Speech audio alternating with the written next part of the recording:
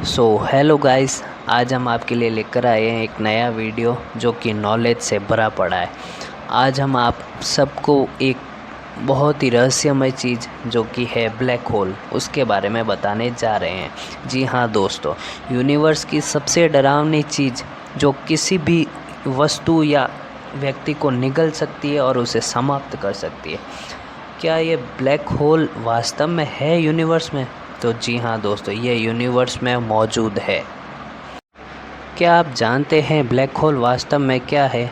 अगर आप भी ब्लैक होल को जान जाएंगे तो आप भी मेरी तरह हक्के बक्के रह जाएंगे। हम ब्लैक होल की कहानी यहीं से स्टार्ट करते हैं। ब्लैक होल स्पेस की वह जगह है जहां फिज़िक्स का कोई भी नियम काम नहीं करता।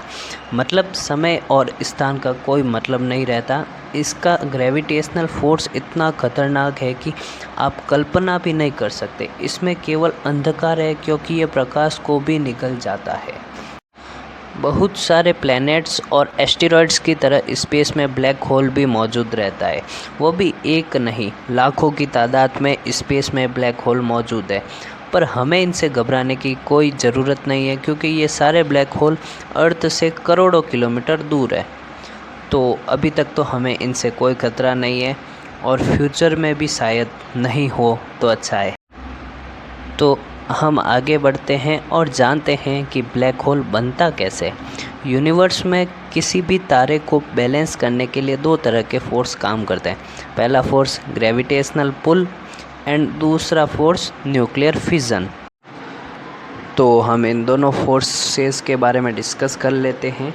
ग्रेविटी किसी तारे को अंदर की ओर खींचती है और वहीं न्यूक्लियर फिजन किसी भी तारे को बाहर की ओर धकेलने में मदद करता है। तो इन दोनों फोर्स की वजह से वह बराबर में बना रहता है। लेकिन तारे का जब अंत समय आता है तब न्यूक्लियर फिजन की प्रक्रिया बंद हो जाती है और वहीं ग्रेविटी जो तारे को अंदर की तरफ खींच रही थी उसे रोकने वाला फोर्स अब ख़त्म हो जाता है, जिसकी वजह से तारे पर मौजूद सारी गैसेस अंदर की ओर जाने लगती है। लेकिन इन गैसों का अमाउंट बहुत ज़्यादा होता है और तारे का कोर पार्ट इनको संभाल नहीं पाता है और इनमें विस्फोट हो जाता है।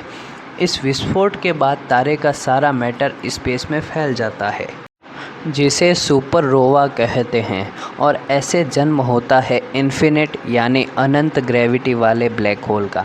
इस तरह से एक ब्लैक होल का निर्माण होता है जिसके अंदर कोई भी अगर चला जाए तो उसके वापस आने की संभावना बिल्कुल नहीं है, क्योंकि इसके अंत तक आज तक कोई नहीं पहुंच पाया है। तो क्या आपको लगता है कि अगर कोई इंसान इस ब्लैक होल के अंदर चला जाए तो क्या वापस आ सकता है? तो नहीं दोस्तों, अब तक तो केवल इतना ही पता लगा है कि ये एक इन्फिनिटी होल है जिसके अंदर जाने के बाद कोई भी वापस बाहर तो नहीं आ सकता। एक बार आप एक छोटी सी क्लिप को देख लीजिए, आपको सब कुछ पता चल जाएगा। A black hole is a region in space where the force of gravity is so strong, not even light can. You can't tell what is inside a black hole. Black holes haunt our universe, dark centers of gravity. इतनी सारी black hole के बारे में बातें करने के बाद केवल एक क्वेश्चन और रह जाता है कि ब्लैक होल अंदर से कैसा होता होगा, या उस ब्लैक होल के अंदर क्या मौजूद है।